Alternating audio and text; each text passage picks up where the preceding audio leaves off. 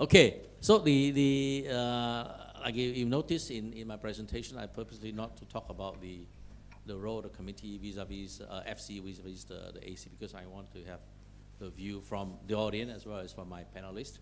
So maybe perhaps I can start with Chong. You can grab a mic there, and I think you were during the during the lunch break just now, you were expressing some strong views in terms of the role of the FCs, and so maybe you can give us some sharing in terms of what do you see as the role of FC versus the AC. Yeah, I think I like to share a thought which is probably fairly controversial, which is that if we agree that a lot of the things that we are talking about, right, corporate governance, blah, blah, blah, have been fairly well practiced in listed companies. And then you look at the listed companies, do they have a finance committee? They don't. But they have audit committee, they have risk committee. So my view, which I know is controversial, would be that if we are so short of qualified finance person to head even the audit committee, why the hell you want a finance committee? You can redistribute the finance committee's work back, some of them back to the board, for example, budgeting. You give it back to the board. For financial policies, directions, audit, external, dealing with external auditors, internal auditors, yeah, go to audit committee. And for the rest, go to the CEO or the finance head. Period. If we are short of finance staff, finance person to head the finance committee. Of course, ideally, yes, if you have enough finance person, go ahead. Have both finance committee as well as audit committee. That's my view. Very interesting sharing. Okay, maybe Choo, you want to put in your comments? I have a slightly different perspective to Chong. I like it when it's different opinions, right? Because having served in the visually handicapped society, I find that there's a big difference between the commercial world and the charity world. In the charity world, unfortunately, the quality of the staff that we have is not as good as in the commercial world. Partly pay-driven, partly, I guess they always say that people who serve charity must have the passion. So having worked with SAVH, I find that the quality of the finance staff in SAVH is not as strong. So therefore, it's essential to co-opt people who have strong financial background, treasurers, financial controllers, and so on and so forth, to come in and guide the executive staff on how to set up authority limits, e-banking limits, and so on and so forth. So these are skills that we take for granted in commercial organizations, but in the charity organization, it's not necessarily understood. So I think the audit committee clearly serves a very distinct role to the finance committee. The finance committee is more or less helping the finance staff and setting the policies and the framework for proper internal controls, whereas the audit committee is one step back from that and making sure that this exists. So I do think that there's a role for each to play. Okay. So that is controversial, right? Okay, Winston. Okay. So I would say that it is not so controversial of what Mr.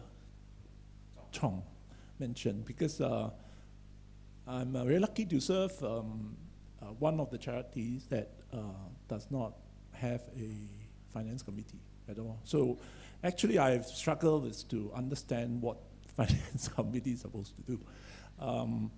I think that's because we do have very competent management staff that helps to address a lot of the issue. So that's more running like a corporate. But I do acknowledge what I just mentioned, that not all the charities will have that kind of benefits, and there will be situations where the board comes in, does give guidance, more guidance to the management as to how to run the finances and so on. Now, obviously, if you start getting involved into the operational matter, which is more the finance committee's role, it will be difficult for you to, not have a separate committee where the AC is serving more on the governance and oversight role. But I think while we understand that finance people tends to be in shortage, although I don't think so, I've worked in an audit firm and we pump out many, many accountants every year. The fact is that the finance committee need not be made up of only board members, right? So you can have one board member, and the other members you can call them, to be part of the committee who have accounting or finance background that could also help. So what you're trying to do is to save the board resources so that you can at least create some independence within it, no matter how small you are. So I mean that's my thoughts to this. Yeah, thank you all panelists. I let you go. You see, it's not right and wrong answer. I think it depends on the size organizations, how you split the workload. I think the concept of a treasurer started because when charities are first formed, it was assumed that charities don't want to spend the money to employ a financial person as an executive, and therefore you need a treasurer as a gatekeeper to approve even petty cash. I see some very old charities where they even have a dollar limit that the treasurer can approve up to $500 or something like that. How do you operate now that they cannot change the constitution, right? So I think that the idea of having a charity as a gatekeeper started off because charity is deemed to be small and that you want to spend the money on your actually charitable activities, and therefore you want to co-opt people who are professionals to come in as treasurer to form a finance committee or to treasurers to make sure the processes are there, the money are kept in a safe places and all that. Maybe in the past also no bank, And the other reason why, in fact, I was talking to the person during lunch as well. Why do you need? Same question comes up. Why do you need finance committee? Another reason I feel that you need finance committee is because in charity you have a lot of programs. You actually run programs. You exist to run programs, and because you run programs, you therefore have different program budget. You need somebody to monitor them, to keep track of KPIs and all those things. So when you have a lot of programs, to pass it to the board may be a bit burdensome to the board, but if you are big enough to run a program, like Mr. Chong said, you probably can afford to hire a good finance controller, right? So it's not right or wrong answer. I think it really depends on the size and the complexity of your operations. But back to the questions of, let's say you do have an FC, a finance committee, and you want to set up an audit committee. How do you what are the normal confusions between the role of the FC and the AC, and what do you see are the solutions to make sure that both are set up properly and for proper governance?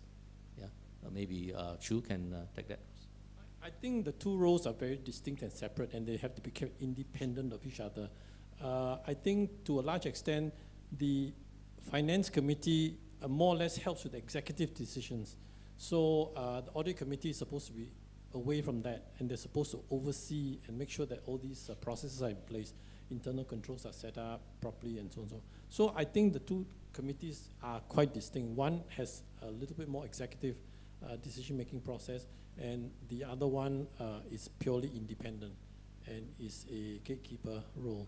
So I think the audit committee is set up with very proper sort of roles and duties, and it does not include deciding on CAPEX and how to spend on programs and so on. So that is a very distinct function. So it must not cross. In fact, in SAVH, I allow the finance committee to sit in and speak at meetings, but they have no voting rights. They have, at the end of the day, the committee takes the final decision, but the so-called finance committee members do not have final input on this. Okay. Yeah. Chong, Well, yeah. I generally agree. To simply put, finance committee deal with the present, and the audit committee deal with the past. But there are also overlapping issues. For example, the two committees must agree, for example, on the accounting policy, must agree on what is the minimum internal control standard, right?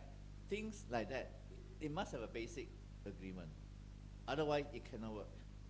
So I think, yeah, one deal with present, one deal with the past, but there is a commonality in that, the finance value, where you, or the standard, where you want to pitch at. Okay. Winston, something like that? Well, I would also agree with the two gentlemen that it has to be separate. But it does have this kind of issues as to how do we agree on something. It's always difficult, you know, because people all have their own views and thoughts. So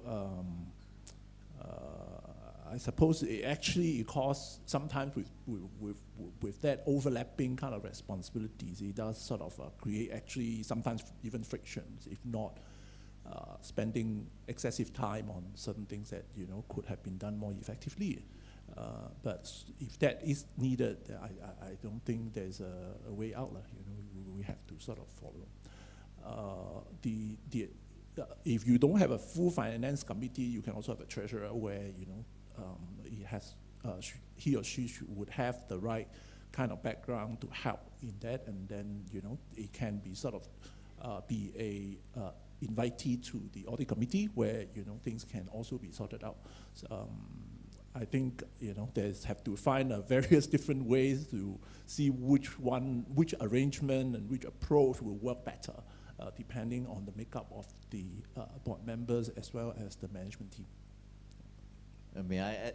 Yeah, That's please. why, in practice, you will find that in many charity organizations, the finance committee and the audit committee have joint meeting. Because it's easier and more convenient. Okay, let me add to that. Okay, for my work, I find that a lot of time the questions of why you need to have an audit committee separate from the finance committee, the challenge always comes from two sources. One is the treasurer itself, like I mentioned, because in the past, treasurer, there was no the governance concept of an audit committee. Treasurer was the gatekeeper, approving all the spendings and making sure that cash are still there and all sorts of, and the controls are in place. So the treasurer will tend to resist because they see it as an encroachment of their territory. I was helping a charity, a religious organization to set up an audit committee. So in one of the meetings, the treasurer raised his hand and said, you know, why are we spending so much time talking about governance? We're all here doing God's work, you know. So can we just focus on that, you know? and then when we try to arrange when the new audit committee was set up, when we tried to organize a meeting with the external auditors, the finance committee people refused to show up, you know, because they say that is their authority, not yours, right? So that is that one issue. You need to convince the treasurer people, the finance committee, why you need to. Why governance is different now from 20, 30 years ago.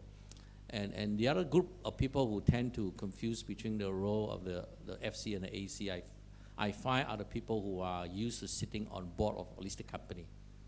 Because particularly the smaller listed company where there are only 3 independent directors, there are only 3 committees, right? The audit committee, the nominating committee, and the remuneration committee. And all 3 of them are on 3 committees, and they take turn to chair a committee, one of the committee, right? And in their mind, it's okay, we all sit on the same committee, there is no problem with the listed company. So when it comes to charity, why finance committee people cannot be an audit committee as well, right? But the line is different, right? Like Choo has said, and my panelists have said, in the charity context, you actually, the finance committee or the treasurer actually have some executive functions, right? that actually approve spendings and actually spent. Yeah. So on the, I think I would like to open the floor on this particular question actually. If you can raise your hand, I can pass the mic to you. Do you have any questions on the role of FC versus the AC and any questions you have or any arguments you hear both sides? Anybody likes to speak up? Let's see if there's any. So this is one question here, which very interesting. Can finance committee members sit in an audit committee? All right. Okay. Before I go to the panelists, anybody wants to speak on this point from the floor? Yeah, come, the gentleman over there. Yes, please. Question, when we have external audits, why do we need an internal audit? How frequent, internal audits will do annual internal audit. Is that duplication, or are we trying to say that internally we also check our own operations, so therefore I am very transparent? So most audit committees end up having to answer the external audit comments. So I'm just not too clear about that. Okay, that is a very good question, because why do we need internal audit when we already have external audit?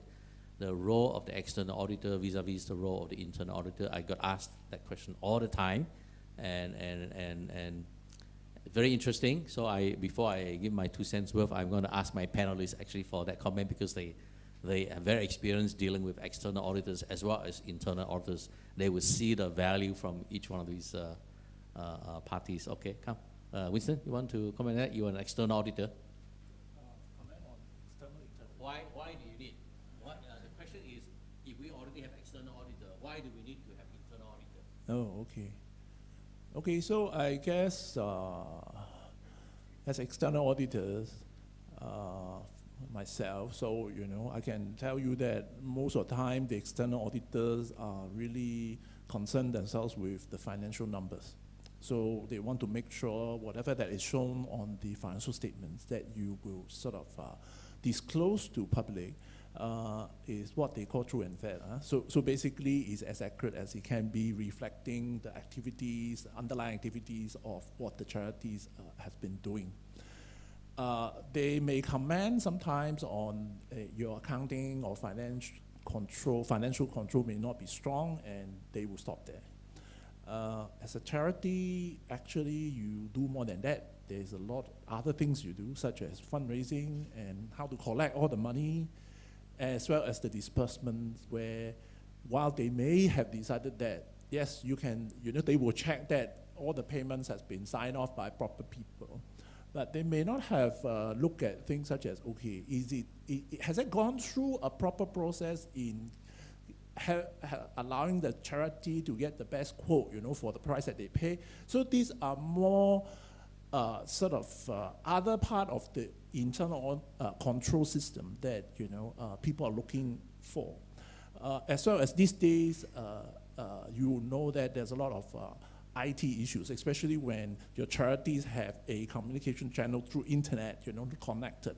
There are all kinds of sort of problems that they may sort of hack to your system for whatever reasons, and there's a huge reputation risk. So all these are not actually directly addressed by the external auditors, because they say that my role is just to sign off the audit report and tell you that these accounts are okay. But you may need, as an audit committee or even as a board, to make sure that at least there are sufficient level of internal controls to ensure, the assets are safeguarded, be it cash, be it non-cash, and that you are really doing as efficient and effective job as you can to make sure that your money are not wasted by paying excessively for the same service that somebody else can offer. And of course, any other things that the board will feel that are important from a risk standpoint. So Therefore, the internal audit has its role to play, and they would be naturally an extension of what the external auditors were done. They are also looking at internal control, but more of internal accounting and finance control. So I think roughly I would say that's the distinction. Yeah. I believe that the two roles are very distinct. The internal, the audit committee's role and the external auditors are very distinct.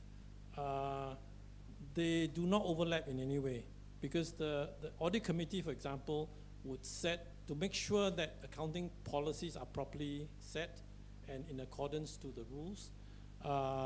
The audit committee makes sure that the internal controls are properly set. A risk framework is established to identify where the risk points are. This is, their role as a governance person to make sure that this is done by either the finance committee or by the staff. So their role is to make sure that all this exists in there.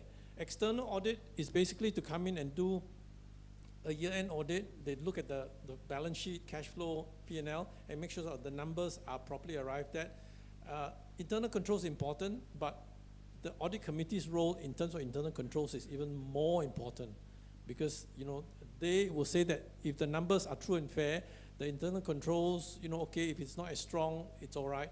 But the audit committee's responsibility in terms of internal controls are stronger, meaning that you have to make sure that there are proper internal controls in the handling of cash, in the signing of checks, in the expenditure, that they do CAPEX, and so on and so forth. And of course, the other attendant sort of issues of, IT risks, and reputational risks, all these have to be established.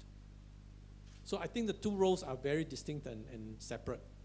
So internal audit, external audit, the roles are very different. Okay. Chong, anything to add? Perhaps one more point that I want to raise would be that external auditors are basically concentrating on the financial aspect of the operation, whereas internal auditor emphasize a lot more on the non-financial side. For example, right, as we said, IT security. The other thing is efficiency. External auditors are not worried about whether you're efficient or not in doing certain things. But as internal auditors, this will be an important area to look at and say, hey, you put in a 100 effort, is the result comes out to be at least 100, if not 120. But the external auditors will not care about such things. They're not interested in it.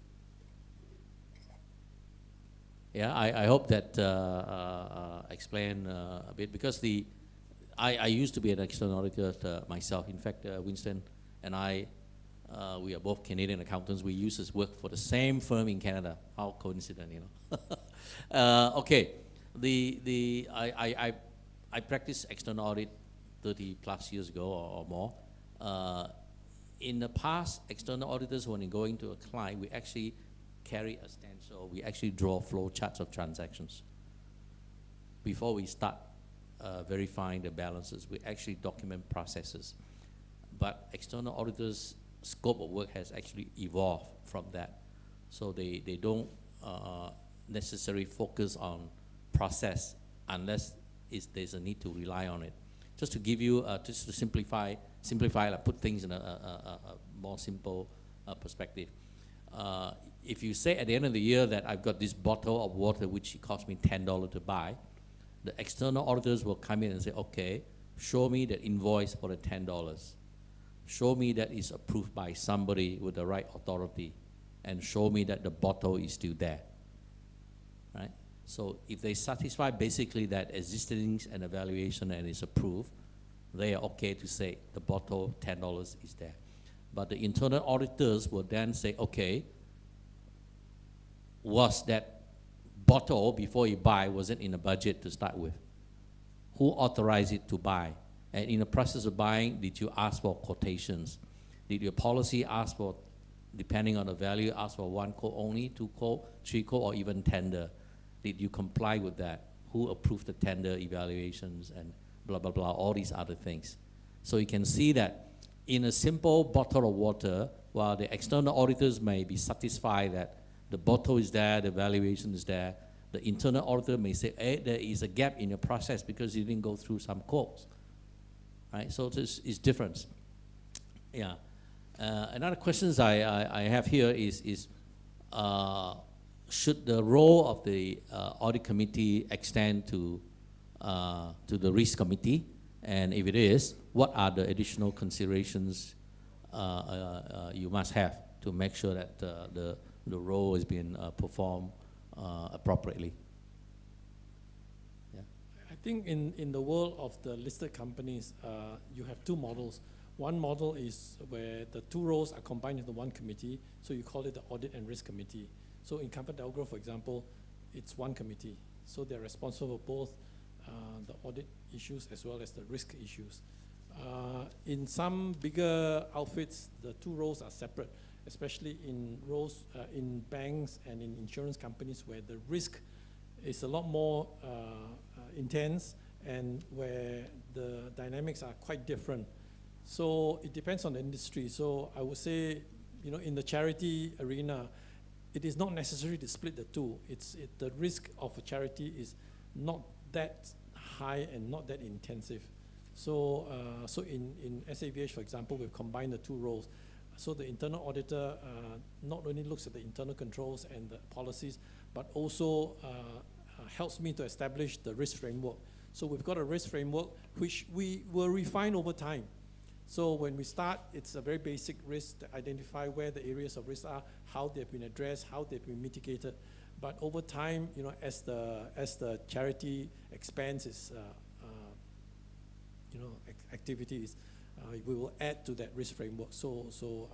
And this risk framework only started, I think, last year. So it's not something that is a very mature sort of state in charities, I think. Okay, yeah, Chong? All right.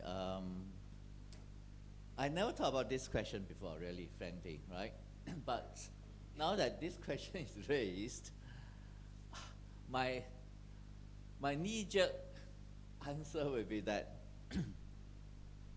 in as far as charity organization is concerned, whether the risk committee or risk matters be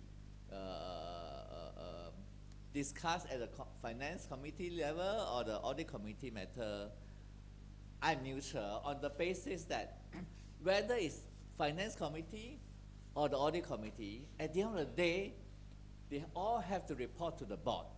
And it's the whole board that is responsible for whether financial matters or audit matters or risk matters. That would be my simple answer. Yeah. Winston?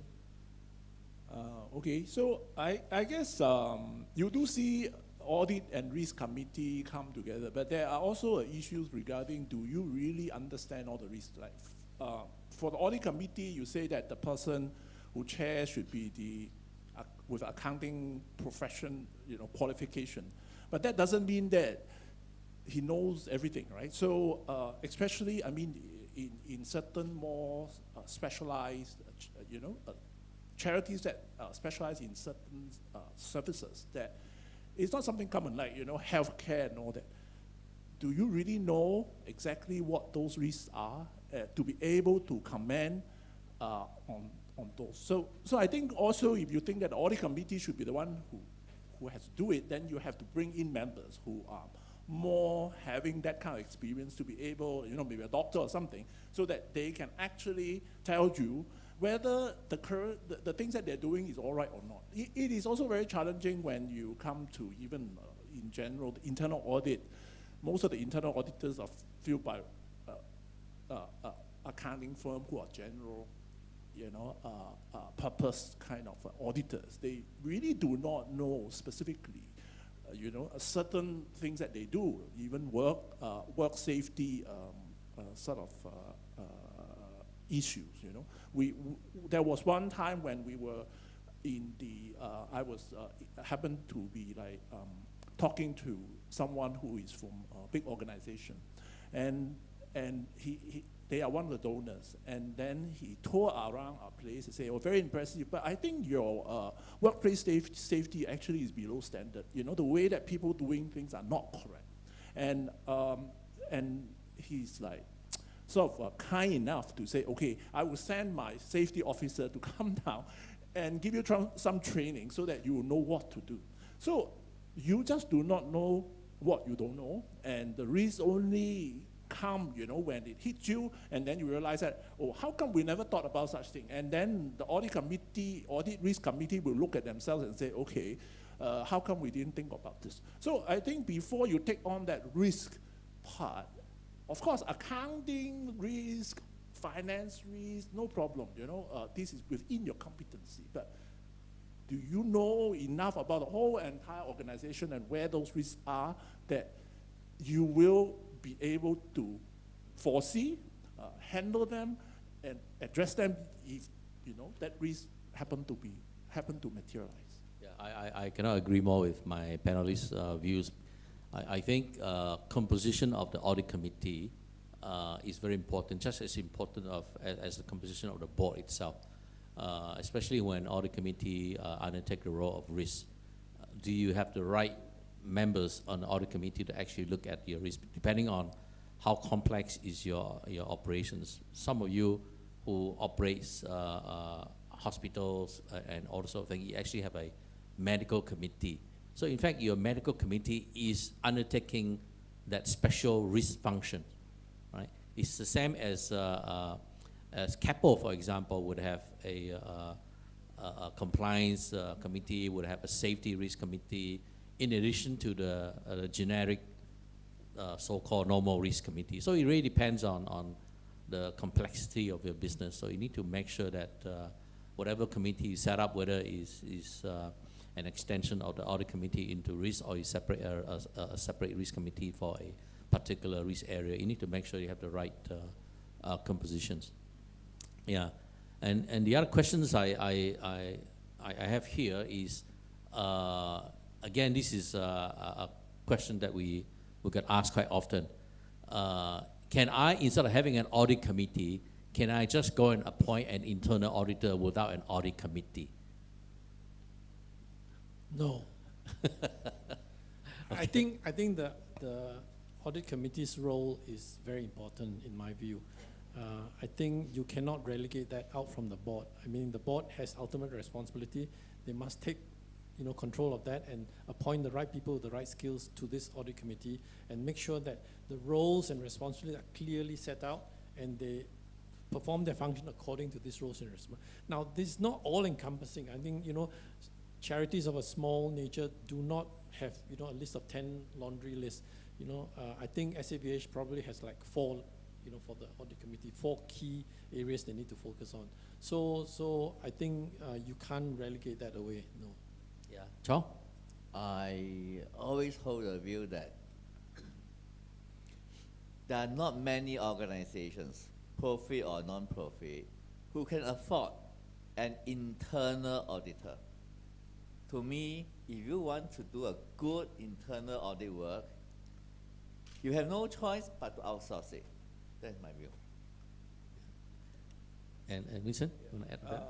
I would say that the board take full responsibility of what's going on. The internal audit or external auditors, they are engaged to assist the audit committee, or audit maybe assist the board to make, you know, to basically ensure that everything's are moving okay, right? From an internal control, financial standpoint. So it's not something that you can just say that internal auditor, you go do it, because the responsibility did not get outsourced or did not get sent out. It is still remain with the board members. So whether you then want the whole entire board to act as audit committee is efficient and effective use of resources, or you have some of the members sort of identified to take up that role, I think it's up to how the charities want to run it. Yeah, the other point I wanted to add is that audit committee exists for a governance role, and particularly I think whether it's in a listed company or in a charity, there is a separation between executive directors and non-executive directors, right? So, and that's why you need an audit committee as a governance role to make sure that there are policies in place and that the executive directors or the management are complying to it. The audit committees identify the key risk area and assign that responsibility to the internal auditor to do the reviews. So imagine if you don't have an audit committee, who does the internal auditor report to? Right? There's no channel, because the internal auditor is not a board member. There's no channel to report to the board. I see some of the, particularly religious organizations, there is a provision in their constitution that every year they would appoint an internal auditor amongst their congregations to audit the accounts, right? But there is no provision as to who the internal auditor report to. So a lot of cases, I see these so-called internal auditors appointed from amongst congregation to do free work. They actually end up submitting the report to the finance committee or the treasurer. And sometimes when the treasurer don't like the report, they just hide under the carpet, you know. Internal auditor has done the work, everything is okay. Right? So if you just have internal auditor without an audit committee, you lose that link. How do things get reported to the board? Yeah. So keep your questions coming. Let me see this question here. This one is very interesting. Does the audit committee have veto powers? Wow. The decision of the veto power over the decision of the finance committee.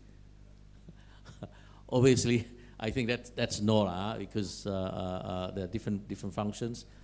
If I would say that if the audit committee do not agree with some decisions of the finance committee, that get reported, flagged out at the board meeting.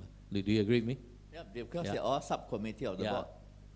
Yeah. So at each board meeting, the finance committee will have a report to the board or attach the minute to the board minutes, and the audit committee will do the same. Yeah, Choo, go ahead. I think to some extent the audit committee acts as a consultant to the finance committee, because let's say the finance committee establishes a certain policy in regards to CAPEX accounting, for example, and the audit committee doesn't agree that this is in compliance to accounting standards, they would advise accordingly.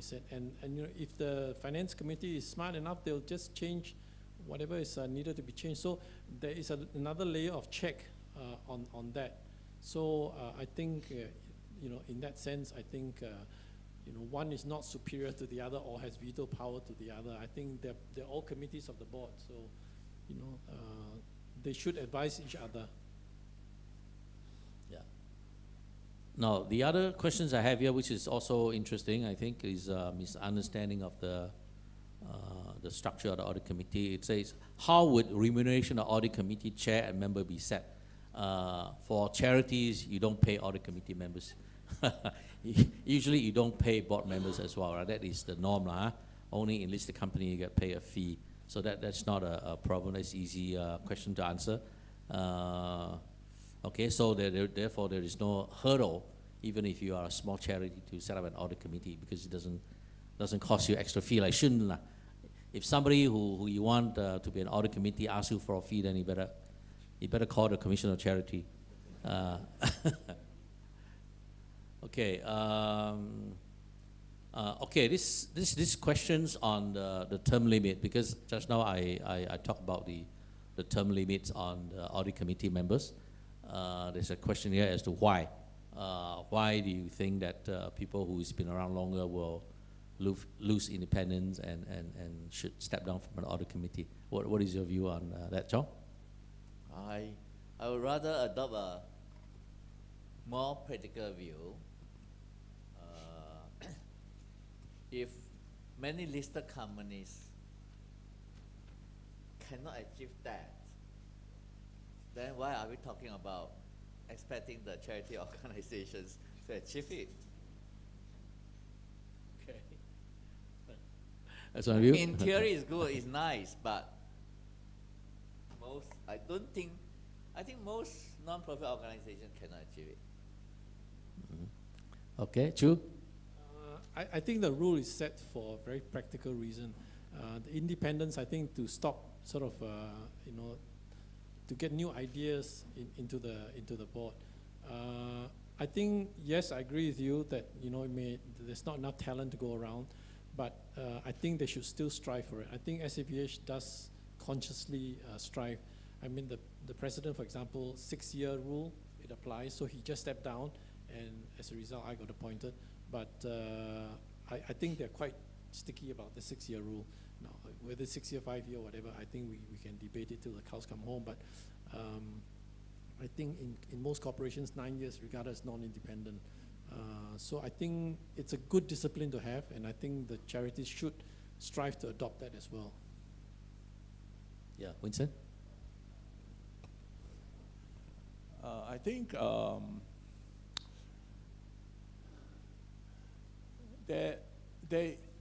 there are reasons for this.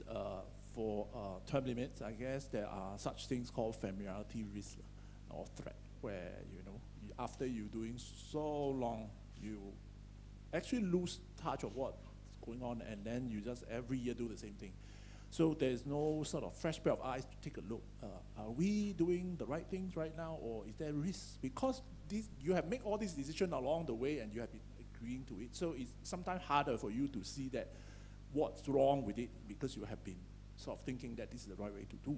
So I think having sort of term limits, having some changes in the audit committee members will always be something useful to have. But there's also these practical issues. How are you going to bring in all the finance people or accounting profession who will have the right qualification to sit in that committee? I think currently there are recommendations about how long a board member should sit, and at least you would have that kind of limit being there to make sure by default someone would need to move, after, if you sort of follow the latest one, which is a 10-year sort of tenure. Whether you need to set it shorter, I think, it all really depends on the circumstances, whether the board can afford to do so. But that it's a principle I think is a right one. Yeah, actually, anyway, I think sorry, you just go have ahead, to Chong. strive for it, but it's, I think, very difficult task. Actually, I want to, on this term limit on the audit committee member, I think obviously the objective is, like my panelists say, it's for maintaining the independence and a fresh pair of minds and views and all that. But I often see that in some organizations, again, probably due to so-called lack of qualified accountants, sometimes I see the treasurer step down and all of a sudden he becomes the AC chair. It happens, right? So do you see that as a problem? And what mechanism do you have to safeguard that governance issue?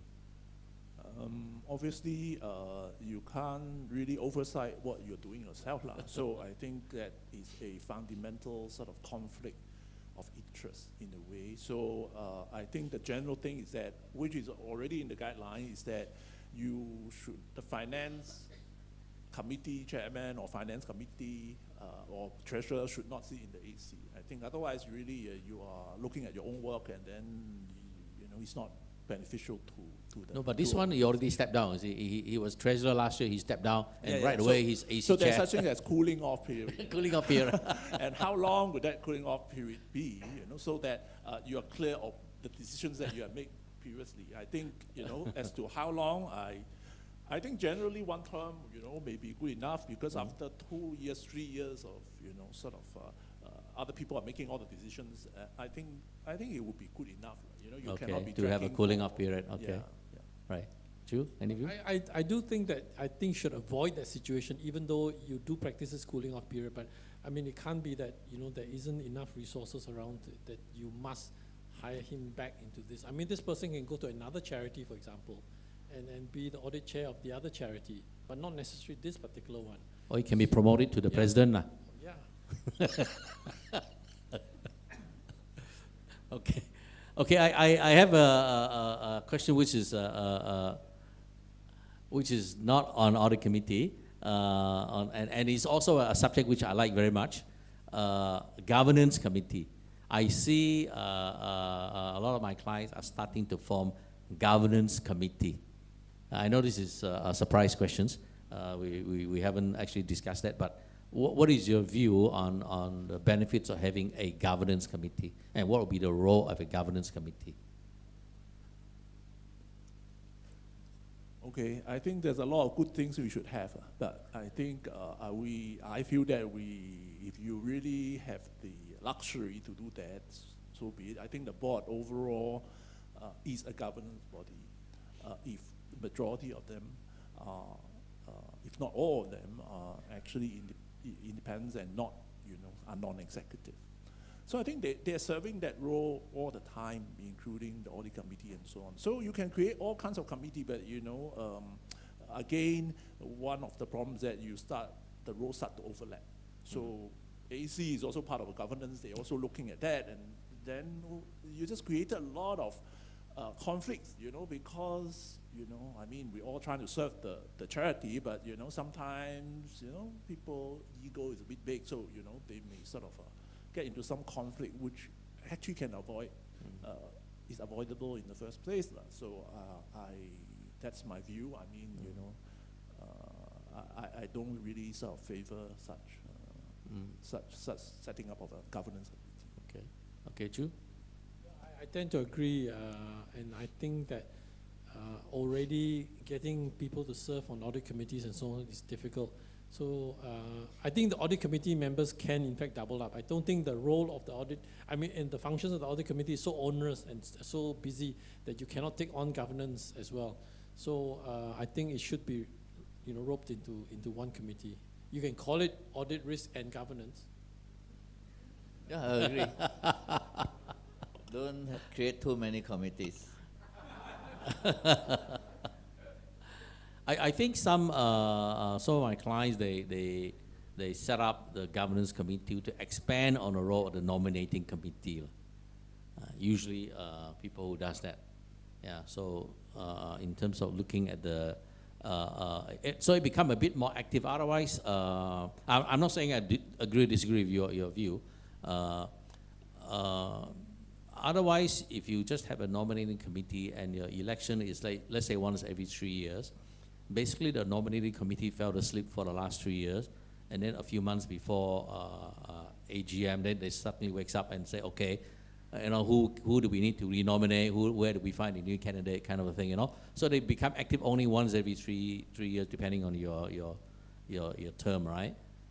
But if you add in the role of a sort of governance, then you can actually expand a little bit by actually continuously assessing your board and even committee compositions and succession planning and committee performance. It's more or less similar to what the nominating committee is doing, but by having the term governance, and it make them work more often, a bit more often, Yeah, that's what I see some of my clients are doing.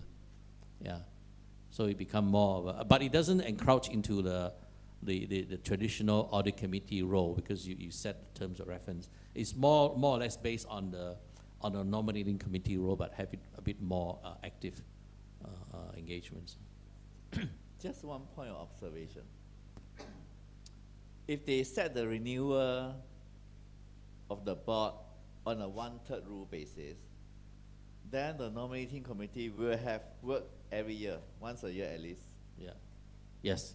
That's why I say. So when you do that, when you expand the role of the nominating committee, otherwise, like I say, it's once every 3 year thing, Yeah. So you need to, with the requirement to do board performance evaluations, the term governance committee seems to be more appropriate to actually conduct this work. Yeah. So any questions from here? I know many of you are very experienced board members and committee members and all that, and some of you are executive who has been dealing with board. So, yeah, give us some more questions. I also want to talk about whether or not, I know the quote has been so-called refined only in 2017, and looking at my brief presentation now, compare the major jurisdictions and in terms of the audit committees, do you see that maybe there's some refinements in the code that we should implement in terms of, for example, who should not be on the audit committee, on the terms of some guidelines on the terms of reference of the audit committee, and or maybe even adequacy of internal audit function, because in the August release of the new corporate governance code for listed company, there is additional requirement for audit committee to express on the adequacy of the internal audit functions and all that. Do you see that as necessary for charity to enhance the code?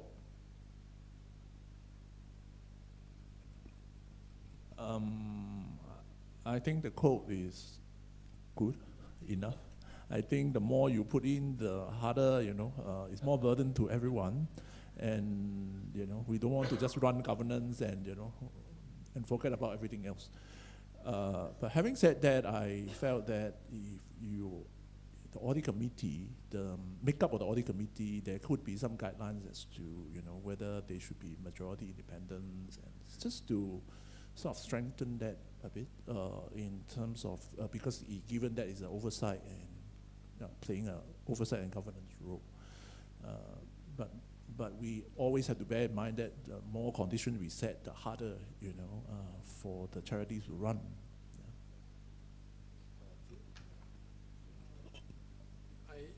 I think the current rules are adequate. I don't think you need to add to it. I think most audit committees should strive to have 100% independence on the committee. If it's not possible now, I think they should, at the next time round, try and achieve 100% independence. I think that's important. I think, I agree with the previous statement to say that let's not overdo the committees, because then, the board then loses touch with what's going on. So I think the more critical committees you should have, but it's up to the individual boards how many committees they should have. But I think at the end of the day, as a board member, you're still ultimately responsible for everything that goes on in the charity, so you better know what's going on. So the only way to do so is not to relegate everything to the subcommittees. Yeah. Chong, any view? If I understand your question, you are asking about whether the court should ask the audit committee to confirm whether the internal control blah blah blah is adequate or not, right? There are two requirements in the listing rule. One is to confirm whether the risk management and internal control is adequate and effective, and the second is whether the resource, whether your internal auditor is independent and whether it's adequately resourced. So I remember when this rule was newly introduced, many AC members think that the risk is become very much higher, and they ask for an increase in remuneration. So the fear really is that if we implement this in a non-profit organization, how many more volunteers will be willing to sit in the AC committee and risk himself, to be charged because, this organization did not comply with all these things. I think this is something that the Commissioner of Charity has to think through it. Mm-hmm. Okay, so a balance between the getting talent into the charity board and the compliance issues. Indeed, I remember that at that time when they introduced it, there were also some questions raised about what do you mean by adequate?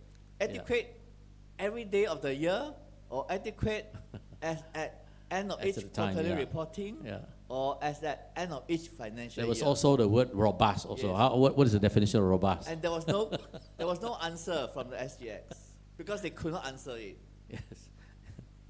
Yeah. Okay.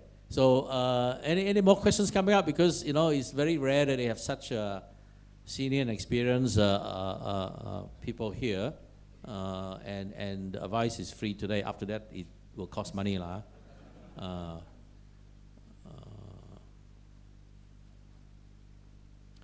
Yeah. So this question I think is more or less similar to what we discussed. Because most charity there is no in-house internal audit function. I don't remember seeing a charity that even a large one that has a in-house internal audit function, but one of them does have a in-house sort of quality assurance manager or person to make sure the programs meets the standards and the sponsors the agency's requirements and all that. But so the question here is the internal audit function compulsory?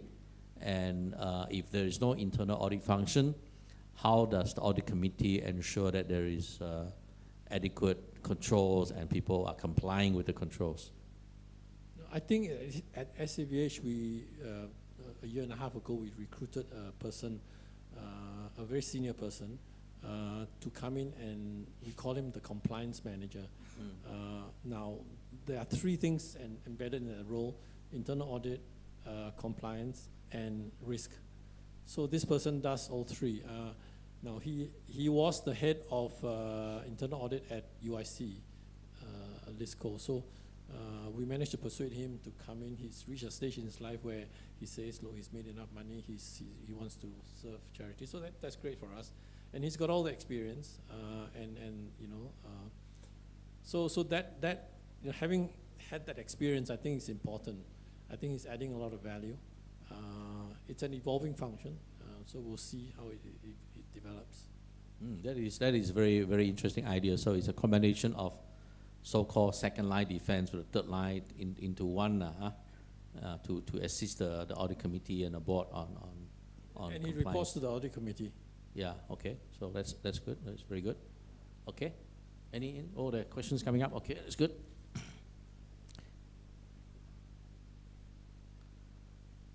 Which committee, FC or AC, sets and approves the finance policy? I think this one quite easy. It's the finance committee unless you disagree. Finance committee, right? Yeah.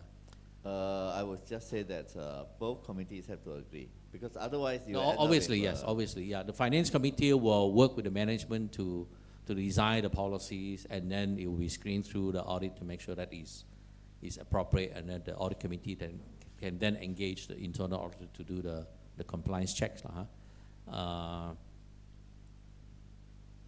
This year, some small charities have limited resources and struggle to balance between cost of implementing control and the risk. How can the audit committee balance this? So that means how much risk management and how much internal control audit do you need to spend on, and vis-a-vis the money that I think I talked earlier, the money that you need to spend on actually delivering services to the beneficiaries. How do you balance that? I think having good internal controls is not, I don't think you can compromise on that. I think you need to have good internal controls. And what does good internal controls mean? I mean, it varies. So, in a large organization, maker, checker, approver has to be different. So I would say at the minimum, if you have maker, checker the same, but certainly the approver should not be the same. So, but if possible, try and segregate the three functions. And having proper controls over cash is also very important, because I think most organizations of charity nature handle cash of some sort. So handling of cash, again, the internal controls of that must be important. This is often an overlooked area, because very often you put tins everywhere, and then the controls over these tins, when you collect them, there's no proper controls over them. So I don't think you should go down the road to say that because you cannot afford it, you then say, I don't need the internal controls. I think that's too dangerous for me. Any points to add? Fully agree. I think there's a recent case, right? For example, in one organization, the treasurer take free loan and exchange of checks and things like that. So, if without the internal audit, it will be very hard, or it will take a lot of time for you before you find out the problems. So this is an expense that we cannot afford not to have it. That's my view. Winston? Okay, I would agree that there should be some internal audit function. Of course, the internal function can be minimized if you know, assess the risk properly and focusing on those that are more important. But if everything fails, I think there's always auditors who are willing to do that pro bono, you know. So you just have to find the right guy, the right person, and ask them for help. I think you know, for the overall sort of benefit of the charities, I think many will do that, you know. So yeah, I think, but that function should, you know, we feel that it is important, because even though you have set up all the policy procedures perfect, but people who are sort of performing the procedures and all that sometimes may not be as perfect. So, you know, you will still sort of fall into that kind of issue. So having someone sort of do some checks will certainly help to provide that comfort. Okay, so it looks to me that the general consensus is that internal audit function is important, but they need to balance that. To do that, one of the ways to do it is to look at your key focus area. Where is your key risk? You don't want to be spending internal audit resources to see whether or not the toilet is clean, you know. Focus on your key programs and the key risk area. In some organization, it could be financial. In some organization, it could be the risk to the children, because you're dealing with children with special needs, etc. So you need to focus on your key risk area, and then I like to link it back to what the Commissioner of Charity said this morning. What does he call it? What did he say? The transparent. What do you call the visual? What? Visual what? Infographic. Yeah, infographic, because he's going to introduce this system where you can actually, you know, before you donate, you can actually, whether this charity is a cross or a question mark or a tick, you know. So how do you get onto his tick, right? You need to demonstrate what you have done. So he was, at the moment, just now I was at his lunch presentation, in terms of, for example, you need to demonstrate to the stakeholders where you spend the money, right? And what is the result, and what is the impact, etc. So those are the things that he would like to see to give you the tick. Similarly, if you are spending money on governance, on internal audit, you should also showcase that in your annual report, isn't it? What you have done in terms of governance and all that. So it's one of those, to me, one of those things that would move you from the question mark to the tick, you know. Okay, so if there's no questions, one more, okay. Okay, one last question, huh? Is it common to have IA function outsourced to a PA firm? What is a PA firm? Or RA firm, I think, yeah. Public accounting firm, oh, sorry, okay. Is there a case to get funding, say VCF? Can it be sourced once you depend on site? Yeah, this one is very easy, yes. Risk management and internal control review can be funded by VCF grant, okay? So if you don't know where to look for it, our colleagues here, NCSS website, is quite easy. The process is quite easy to do, okay? Government of Singapore is spending a lot of money on the charity sector, right, which is good. Okay, so with that, I'd like to thank you very much for your coming in, attention, and also like to thank my panelists for their contribution. Thank you so much. Okay, can we just hold on for a moment, just to give a round of applause to the panelists as Mr. Sovann. Okay, so we'd like to invite Mr. Tae-Yun Tate, the Managing Director of RSM, to present a token of appreciation to Mr. Sovann and the panelists. Can I have a round of applause to welcome Mr. Tae? Okay, firstly to Mr. Sovann.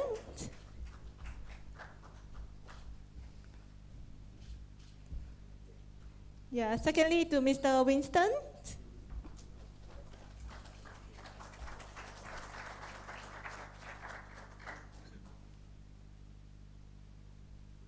Okay, so thirdly to Mr. Chou.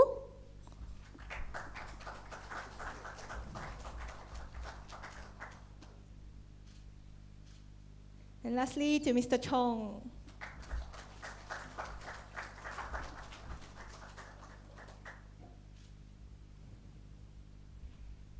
Can you take a group photo?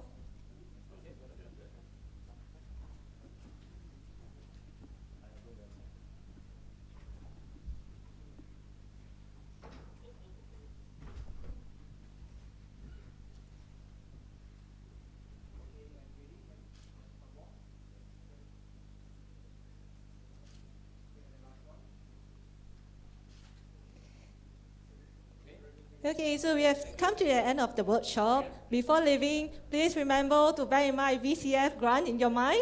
Pass it to the sales personnel upon leaving. And I hope you guys all have picked up valuable tips today. It's a pleasure for us to host this event, and I wish you a pleasant day ahead. Thank you very much for your time.